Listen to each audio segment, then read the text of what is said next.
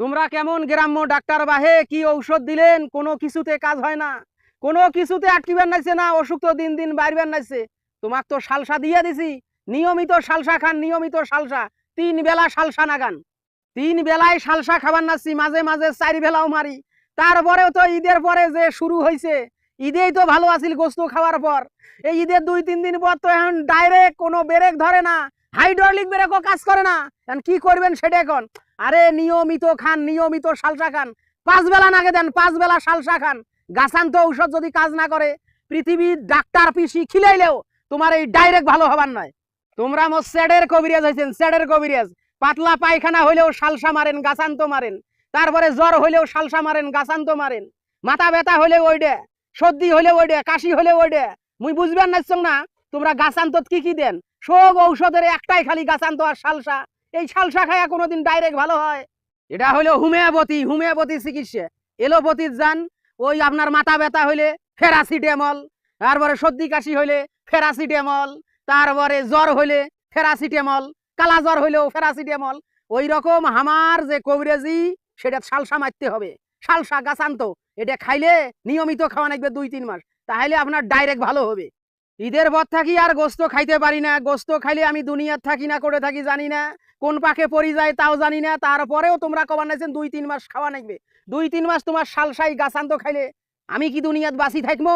আমার জীবন গোনা কি দুনিয়াত থাকবে? ডাইরেক্ট হয়ে গেছে, এমন কোনো ব্রেক নাই যে ধরি না, কোনো ব্রেকে কাজ হয় না। বুঝবেন না সিনে তোমার কথা, বারে বারে ডাইরেক্ট ডাইরেক্ট ডাইরেক্ট কবার নাইছেন। এই ডাইরেক্টটা কি, ডাইরেক্টটা কি? আরে কবিরাজ, কেমন কবিরাজ? তাহলে কি ঔষধ দিলেন ডাইরেক্ট বোঝেন নাই? ঈদের গোস্ত খাওয়ার পর পাতলা পায়খানা হয়েছে, এই পাতলা পায়খানা থাকি আরো নানান রকম সমস্যা দেখা দিছে। ও সেইটা কোন তোমরা ডাইরেক্ট? এই ডাইরেক্ট ভালো করবার গেলে তো আরো আরেক গাছান্ত মারা লাগবে।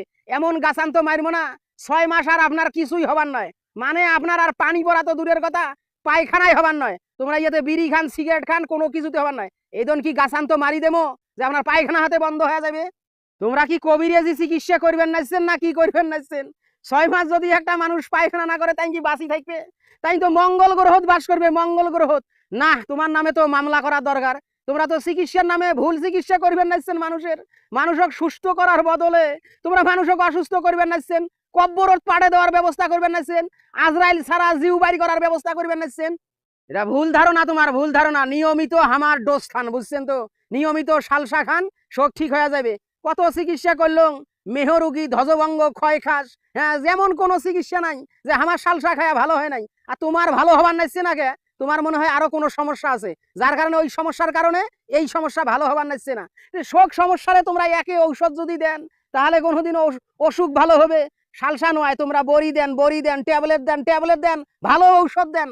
আমার তো মনে হবার নাইছে আমরা যে সালসা দিবেন নাছি, ডোজ মারবেন নাছি, এই সালসার ডোজত তোমার বিশ্বাসে নাই, বিশ্বাসে নাই। যদি বিশ্বাস করিয়া খাইলেন হয়, কোন দিনে ভালো হয়ে গেল হয়।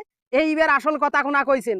আসলে তোমরা যে ঔষধ দিবেন নাইছেন, যে ফাইলগোনা দিবেন নাইছেন, যে সালসার বোতল দিবেন নাইছেন, ওটা মোর মনত কোনো বিশ্বাসে নাই, মোর বিশ্বাসে হয় না। তাহলে ওষুধ, এই ওষুধ খেয়ে লাভ কি? এই ওষুধ খেয়ে লাভ নাই। তোমরা ভালো ডাক্তার দেখান, শহরত যান, যায়া ভালো ডাক্তার দেখান, চেক আপ করান, না হলে ভালো নাই।